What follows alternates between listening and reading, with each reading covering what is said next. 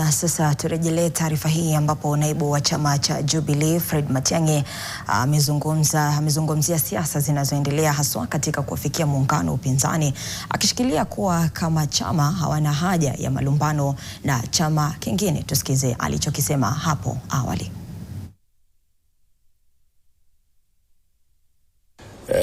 We collaborate a lot with a lot of parties. As you know, we are members of the United Opposition. By a decision of the NEC, it's not an individual decision, by a decision of the NEC in Jubilee. And we continue working with all our colleagues and parties in the United Opposition very respectively, working towards a point at which we will discuss the presidential candidature and what will happen in our participation in the elections in 2027. And all that we are doing with full respect and understanding that in democratic practice people have rights to express themselves, have rights to belong, have rights to associate and engage however they choose to engage. Our party leader too, despite the fact that he's a retired head of state, he has a right to engage, he has a right to participate.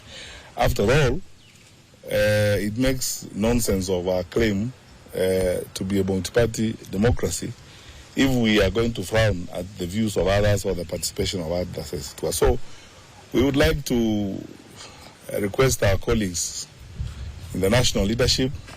We believe they have much more work to do that they need to spend time on, so that they'll spend less time on our party leader